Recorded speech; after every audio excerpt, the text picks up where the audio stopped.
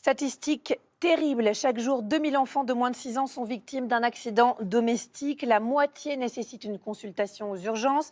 Pour les enfants, la maison est évidemment un terrain de jeu qui regorge de multiples pièges, de dangers et tout. Donc, on va parler prévention aujourd'hui. On va parler aussi des bons réflexes à avoir si un accident se produit. Pour nous en parler, le docteur Noëlla Lodé. Bonjour docteur. Bonjour. Merci. Vous êtes pédiatre, responsable du SMUR pédiatrique à l'hôpital Robert Debré. Donc, vous allez nous aider justement à améliorer la prévention dans nos maisons. À vos côtés, Laura. Oui. Ça va, Laura? Ça va. Depuis tout à l'heure, vous êtes la maman de Sacha qui a 4 ans, qui est bien dynamique. C'est Et ça. puis de la petite Livia qui, à mon avis, va l'être aussi, et qui a 9 mois. Et donc, vous avez eu des sueurs froides, vous allez nous raconter, parce qu'avec votre aîné, Oui. depuis la naissance, vous avez connu 3 accidents domestiques. Oui, tout à fait. La première fois, il avait un an, un peu plus d'un an. On était sur le canapé avec mon mari. Et mon mari me pose une question. Je me retourne pour lui répondre. Mon fils était assis juste à côté. Et puis là, boum. Donc, il est tombé du canapé. Il y avait la table basse juste devant. Donc, la dent a cogné, a pincé la lèvre. Donc, ouvert à l'intérieur, ouvert à l'extérieur. Et tout bébé comme ça, c'est un peu dur. Voilà, donc on prend sur soi et puis on va chercher de la glace, on met de la glace et puis on voit que ça saigne, ça saigne, ça saigne. Donc on est parti aux urgences. Deuxième fois, toujours le canapé, toujours la table basse. Se débarrasser. La table basse n'est plus parmi nous. En fait, on était donc mon mari et moi sur le canapé. La deuxième fois, il était en train de jouer, il commençait à marcher en fait. Et il se cramponnait à la table et il a glissé sur un morceau de puzzle. Donc j'ai vu la chute arriver, sauf que le temps de se lever, il est tombé et puis là c'était l'arcade. Voilà. Et la troisième fois, c'était, moi j'avais repris le travail, ma maman le gardait, ils s'amusaient tous les deux à courir. Et puis il a couru, il est tombé et il s'est pris le coin du lit. Donc là, ici, ouvert au-dessus de la lèvre. Oui, c'est marrant comme Voilà. les enfants, à partir du moment où ils commencent à marcher, ne marchent pas. Je ne sais pas pourquoi d'ailleurs on dit marcher, on devrait dire ça y est, il a fait ses premières courses. Ah là là, docteur Lodé, quels sont les accidents domestiques les plus fréquents qu'on se conscientise un petit peu sur ce qui peut nous arriver? Il y a les chutes, hein, ça c'est vraiment le plus fréquent. Avec, faut penser aussi aux défenestrations. Elles sont pas fréquentes du tout, heureusement, mais c'est terrible.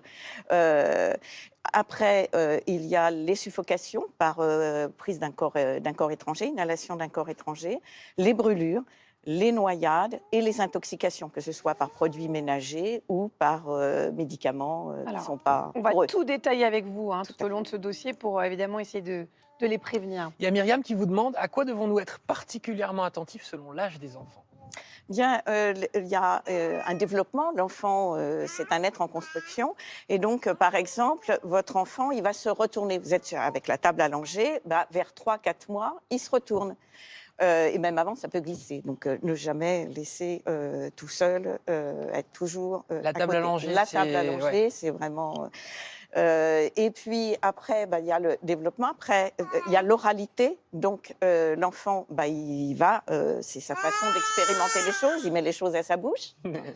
Et puis, ensuite, il va ramper, attraper tout ce qui est possible. Alors, avant, à 6 mois, certes, il tient ici, il se redresse. Mais imaginez, il est dans la baignoire. S'il chute en arrière, il est incapable de se redresser. Et même s'il chute en avant, il ne peut pas se redresser non plus. Donc ensuite, il y a l'âge de la marche. La marche, il se cogne partout. Donc attention au coin de table. Et puis il va toujours mettre les choses, les explorer. Et puis un petit peu plus vieux, vers 6 ans, c'est le petit bricoleur. Et pareil pour les corps étrangers, attention, c'est justement... Oui, et quand ils bricolent, en fait, ils mettent un truc dans la bouche pendant qu'ils réparent leur voiture. Avec les jouets Kinder. Ah oui, mais ça, les jouets Kinder, il faut faire hyper attention. Il y a eu des gros accidents terribles avec ça. On dit Kinder, mais tous les tout petits jouets. Là, ça peut être aussi les Ninjago, là. Ninjago, tout petits trucs. Enfin bon, bref. Laura, comment est-ce que vous, dans votre cœur de maman, vous avez réagi quand il y a eu ces 3 accidents domestiques alors? Alors, on culpabilise forcément, surtout quand on est à côté. Euh, La régie comment, Sacha? À chaque fois, c'était des hurlements. Alors, Sacha, c'est un petit garçon qui est assez dur, donc à chaque fois, bon, il a hurlé sur le coup, mais très vite, on avait l'impression qu'il prenait sur lui, en fait. La première fois, on l'a emmené aux urgences parce que ça ne s'arrêtait pas. Et son père et moi, bah, même si on prend sur soi, on est quand même comme ça. Notre bébé est tombé, il s'est ouvert. Et en fait, lui, le petit bout, bah, il avait son doudou, il était tout sage aux urgences. Et puis, en fait, lui, ça allait. Et alors, on l'a recousu aux urgences ou... Alors, la première fois, oui, il a eu un point de suture à l'intérieur de la lèvre, à vif, parce qu'il ne voulait pas le masque, il avait peur. Le masque, c'est du gaz hilarant qu'on leur met, hein, c'est ça, ça. pour l'avoir vécu. Oui. Il n'y a pas très longtemps. Et il n'en a pas voulu, donc il a été recousu la première fois. La deuxième fois, on n'a pas été aux urgences où on avait été la première fois parce qu'on avait attendu énormément de temps. Donc je trouve que pour un petit garçon qui attend, qui a mal, qui est quand même pas dans son environnement, c'est pas évident. Attention à votre micro, Laura. Pardon. S'il vous plaît. Du coup, on a été à la clinique qui était à côté. Il y avait un médecin traitant qui prend les urgences, mais du coup, c'est pas vraiment des urgences. Donc c'était pour l'arcade et qui avait gonflé en fait énormément. Donc pareil, là on prend sur soi, on essaye de pas lui montrer que nous aussi ça nous fait peur. Bah oui. À chaque fois, il n'a pas perdu connaissance. Heureusement, mais bon. Justement, dans des chutes comme ça, à quoi on fait attention? Là, je suppose qu'ils ont eu des recommandations à surveiller. On doit surveiller l'état de conscience, comment est l'enfant. Alors, il peut y avoir, suite à une chute, une perte de connaissance, mais pas toujours. Et puis, un premier vomissement. Le premier vomissement, en général, il n'est pas grave. Mais si l'enfant a un comportement inhabituel, se met à vomir un petit peu à distance, ça peut être au-delà des 10 minutes, eh bien, là, il faut, revenir, il faut en tout cas. consulter. Ouais. Tout à fait. D'accord. Tout à fait. Et s'il a perdu connaissance, et si vraiment c'est complètement inhabituel, c'est même le 15. hein. Oui, ça, on n'hésite Voilà. pas. De toute façon, dans le doute, hein, je crois qu'il faut Tout à mieux fait. consulter, Vaut on mieux. est d'accord. Tout à fait. Alors, il y a une expérience qui permet aux parents de se mettre à la place de leurs jeunes enfants et de mieux connaître ainsi les tentations et les dangers qui les guettent, celle de la cuisine géante. J'avais moi-même testé ça, je me souviens, dans une émission de On n'est pas que des cobayes, et c'était assez probant. C'est proposé là par Calixis, c'est un pôle d'expertise et de prévention, et c'est un reportage de Maria Pasquet à Niort. Ici, tout est surdimensionné. La table culmine à 1,75 m, la cuisinière mesure 1,85 m. Alors quand les parents entrent dans la pièce, ils se trouvent soudain réduits à la taille d'un enfant de 1 à 2 ans. Je vais vous inviter à faire le tour de cet élément, à aller vous asseoir dans la chaise, simplement pour percevoir, pour vous approprier un petit peu l'univers de votre enfant. Vous voyez, l'enfant, il est guidé par ses émotions. Donc, qu'est-ce qu'il va faire? Qu'est-ce que vous avez envie de faire? Ah ben, tout toucher. Voilà, tout toucher. Il est curieux, il va aller voir ce qui se passe dedans. Et là, vous venez de faire le geste, évidemment, par lequel se passent les brûlures. Je vais les regarder ce qui se passe là-dedans. Et hop, je me renverse la soupe chaude ou le liquide, le thé chaud du matin sur la tête. Votre cuisine, c'est votre univers du quotidien. Donc, vous ne percevez pas les dangers potentiels que cela représente pour l'enfant. En les vivant ainsi, vous pouvez vous réapproprier un certain nombre de dangers que vous ne perceviez pas avant. Vous avez là Une vraie prise de conscience pour ces mamans. Mais ce n'est pas suffisant pour repérer les dangers. Il faut aussi adopter les bons réflexes. Démonstration avec un appareil ménager à haut risque, la cuisinière. Je suis toujours guidée par mes émotions, comme on vient de le voir depuis tout à l'heure. Et là, je veux aller voir ce qu'il y a dans cette grande gamelle. J'ai en plus souvent un petit trou qui me permet de glisser mon petit doigt. Que faire? Eh bien, on va tourner évidemment la queue de la casserole sur l'arrière, ce qui est évidemment un geste de prévention assez simple et assez automatique. Chose encore plus évidente pour moi, c'est de poser la casserole sur les feux du fond. Alors, à la maison, si on a un four avec porte chaude, et puis chez la nounou, chez les grands-parents, comment on éduque, comment on sensibilise notre enfant Même si on a un four à porte froide, on va quand même éduquer l'enfant. Attention, c'est chaud, je peux me brûler, parce qu'on aura approché sa petite main pour lui montrer que c'est chaud. Il faut répéter, répéter, répéter encore, et le ton de votre voix suffit, et à un moment donné, il a compris. De la distance non appréhendée. Pas d'éducation au danger sans une surveillance de chaque instant et un matériel de puériculture parfaitement adapté. faut savoir que l'enfant, il va chuter de la chaise haute. Sauf si, évidemment, on lui met un harnais. La simple ceinture, qui est quelquefois fournie avec ces éléments, ne suffit pas. Parce qu'il a vraiment un objectif à atteindre. Hein. D'accord ? C'est de se sortir de cette ceinture pour éventuellement se mettre debout dedans. Quant aux animaux domestiques, ils peuvent aussi représenter un danger pour l'enfant. Le chien le plus mordeur en nombre, c'est le labrador. C'est le plus gentil de réputation. Donc c'est celui qu'on va laisser le plus souvent avec des enfants, sans surveillance. En revanche, les blessures les plus dangereuses viennent des pitbulls, des rottweilers et des bergers allemands. C'est-à-dire que là, vous avez deux, entre guillemets, personnages à éduquer. C'est faire comprendre au chien que même si c'est même s'il est petit, ça reste le patron. Et à l'inverse, éduquer l'enfant au chien, c'est-à-dire au respect du chien. Du petit bobo au risque mortel, un passage en revue des dangers de la maison pour alerter et rassurer au mieux les parents. Donc, Le fer à repasser, on n'y pense pas. Ouais, assez. c'est très instructif. Et on reçoit beaucoup de questions pour vous, docteur. Notamment Claire qui, sur les gestes d'urgence, en cas de brûlure, c'est la deuxième cause d'accident chez les tout-petits, avec du liquide. Quel doit être le premier réflexe ? Alors, le premier réflexe, c'est justement de déshabiller l'enfant, mais sans tirer. Si ça colle, il ne faut surtout pas... Ah, si ça et colle, on c'est ne déshabille pas. si ça colle, non, on met l'eau, 15 degrés, 15 minutes. D'accord. 15 degrés, 15 Donc on minutes. rafraîchit la On brûlure. rafraîchit, pas trop froid. Pourquoi parce 15 que degrés, si jamais- Pas de glaçons, parce que si jamais c'est une brûlure étendue, que nous, en tant que SMUR, on doit perfuser l'enfant, il va y avoir une vasoconstriction, on va avoir Ah oui, beaucoup c'est de ça. mal à perfuser. Or, il faut lui apporter des choses. 15 pour les degrés, veines. c'est l'eau du robinet, quoi, à Donc, peu près. c'est l'eau du C'est ça. robinet, Ouais, d'accord. à peu près. Donc, si vous avez un mitigeur, bah, c'est encore mieux, mais Oui. sinon, c'est l'eau du D'accord. robinet. Mais il ne faut pas glacer. Donc, 15 degrés, 15 minutes. D'accord. Et ça permet d'enlever en même temps et surtout ne pas tirer parce que la peau... Ouais, ça s'abîme quand même. voilà. Troisième Donc, cause d'accident, ce sont les étouffements. Est-ce que vous pourriez nous montrer par, les gestes par corps étranger. Alors, c'est différent sur si les- l'enfant a moins d'un an ou D'accord. plus d'un an. On fait les tout S'il petits, a alors. plus d'un an et qu'il est, bien sûr, tout bleu. Hein. D'accord.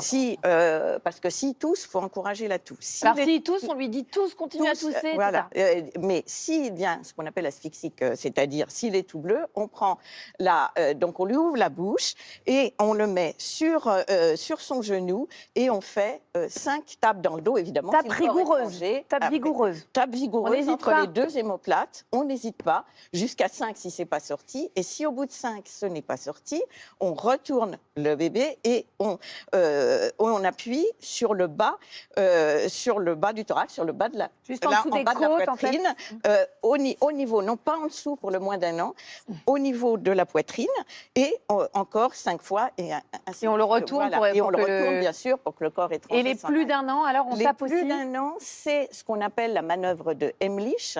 Donc au départ, toujours pareil, tous les âges de la vie, c'est l'étape dans le dos. Jusqu'à D'accord. 5. On évidemment, penche la l'étape personne dans en le dos, avant, vous même un penchez la adulte. personne en avant, même un adulte, et vous lui tapez dans le dos. Après, pour un plus grand enfant et un adulte, je crois que vous avez des petits dessins pour ça, Oui. d'appuyer en dessous les côtes, c'est là où c'est au milieu, en dessous les côtes, et voilà exactement ce qui est sur ce dessin. Vous allez d'avant en arrière, de bas en haut, et de façon, ça fait une pression qui fait sortir Est-ce que le corps vous étranger. pouvez juste montrer vos mains, comment vous mettez? Vous mettez une main sur l'autre comme ça? Une main sur l'autre. D'accord, et une main sur comme l'autre. ça. Comme, comme au volet, quoi. Comme ça. Voilà. Ah oui, comme au manchette, volet. voilà, c'est la Et de, manchette. et de Jeanne bas en et haut. Serge. Ah non, vas-y. De bas en haut. Alors évidemment, si un petit enfant, vous allez moins fort qu'un grand adulte. Il y a Inès qui a une question pour vous, docteur. Regardez. Oui. Bonjour la Maison des Maternelles, je suis maman de Mathilde, bientôt 8 mois. Je souhaiterais savoir pourquoi il n'existerait pas une formation obligatoire pour les jeunes parents en maternité ou en PMI sur les gestes de premier secours en cas d'accident domestique du bébé. Merci, bisous. Bah, oui, bonne Merci. question. Très bonne Merci question. d'avoir- C'est une excellente question. En France, c'est toujours difficile de mettre des choses obligatoires, hein, mais par contre, c'est encouragé et ça pourrait être lors des visites des mois, lors de la grossesse, de pouvoir faire une petite initiation. Ce serait pas mal, mais rendre obligatoire, c'est toujours difficile. Il existe, mais ça, c'est sur la base du volontariat de la personne, des formations formations de 4 heures qui sont données soit par la Croix-Rouge, la protection civile, etc. Il y a les sapeurs-pompiers aussi qui donnent des Tout à formations. fait. Et puis alors, vous avez des formations qui vous sont prodiguées dans la maison des maternelles. Bon, c'est pas aussi bien, je vous le dis tout de suite. Mais notamment, le docteur Pfersdorf reviendra sur les gestes, justement, la manœuvre de Heimlich. Ce sera mardi prochain, donc soyez au rendez-vous. En attendant, vous pouvez noter les endroits où vous pouvez aller vous former. Moi, je vous invite vraiment à le faire parce que c'est vrai qu'en fait, tout simplement, on se sent mieux quand on a plus, je pense, de sang-froid quand les choses arrivent et ça permet de ne pas faire n'importe quoi. Donc c'est quand même important. Si C'est même très une fois dans votre vie, vous vous rendez compte, vous arrivez à sauver un enfant, le vôtre ou quelqu'un d'autre, ça vaut peut-être quand même le coup de le faire. Et les formations, c'est bien de les Comment répéter également. Hein? Oui, c'était bien, ça, Agathe. Mais quoi? Qu'est-ce que j'ai dit? Ça J'ai dit vaut une le coup de le bêtise. faire si on sauve un enfant, oui, quand même. C'est insupportable. Non, mais vous avez vu quand même, docteur, Oui, ce que je vis. vois. Est-ce que vous faites psy aussi? Parce que Non, j'aurais bien non, pleuré non, sur non. votre épaule. Laura, est-ce que vous, ces accidents domestiques en tant que maman, ça a changé votre façon d'appréhender les dangers? Alors oui, parce qu'on se dit que même quand on est bienveillant et qu'on fait attention, ça arrive quand même. Une fraction de seconde et voilà, hein, le coup du canapé. Après, avec mon mari, on a été traumatisés. Dès qu'il y en a un qui parle, surtout tu mets le bras devant l'enfant. Voilà. Après, nous, je suis plus dans le prévenir, en fait. Pour moi, les coins de table, etc., c'est bien, mais si on n'accompagne pas l'enfant en lui disant là, tu vois, tu risques de te faire mal, là, tu risques de chuter. C'est bien de lui dire et puis d'acheter voilà. des petites mousses. Quoi. Comme ça, on fait les deux. Mais on est beaucoup plus dans ça, en fait, dans la prévention. Et vous avez changé de profession et du coup, vous avez même Voilà. revu votre aménagement intérieur, c'est ce que C'est vous ça. me confiez. En fait, je travaillais en crèche. Là, je suis en congé parental. Et pendant mon congé parental, j'ai passé mon agrément d'assistante maternelle. D'accord. Donc là, effectivement, on nous demande... La table certaines- basse, elle n'a pas passé le. La table basse, elle n'a pas résisté au Pas été déménagement. On l'a plus. La table basse. C'est fini. Tout le monde nous disait, il faut l'enlever. Ça y est, c'est bon, elle est enlevée. Et maintenant, en fait, donc effectivement, quand on est assistante maternelle, on a des critères à respecter. Donc tout ce qui est cache-prise, tout ce qui est bloc-porte. Justement, alors donnez-nous les règles d'or, docteur, de la façon dont on peut sécuriser nos maisons. Voilà, comme ça, on le sait et on le fait tout de suite. Tout à fait, comme le disait madame, les blocs-portes, pour protéger les portes du four, mettre des barrières. Quand on a une cuisine séparée, maintenant de plus en plus les cuisines sont ouvertes. Donc Ça fait des grandes barrières. ça. voilà, des barrières devant l'escalier, ça c'est hyper Mais est-ce que important. vous êtes pour aussi, docteur, quand même expliquer? Moi, par exemple, pour donner mon cas personnel, j'adore parler de moi. J'ai des escaliers, j'ai 2 volets d'escalier. Du coup, moi, j'ai vachement expliqué, j'ai entraîné mes enfants à monter, descendre. Maintenant, et j'ai jamais mis de Oui, barrière. mais quand même, Bon, ok, je suis je mauvaise pense mère. que... Non, mais Maria très bien. Montessori, c'est Mais exactement par ce qu'elle contre, disait sur les il y a escaliers. toute À faire comme vous. Exactement. Mais c'est Agathe très Montessori. important, comme le disait ma voisine, c'est très important d'expliquer en même Oui. temps. Mais il y a les deux. Oui, il Je faut faire pense les deux. qu'il faut faire les deux et de bien expliquer et de faire avec et de voir comment... Cela dit, c'est vrai que quand je suis venu chez vous, là, Félix, il sautait dans les escaliers. Ah moi, oui, je non. flippais, vous étiez Ah hyper oui, non, moi sereine. je suis d'un détente.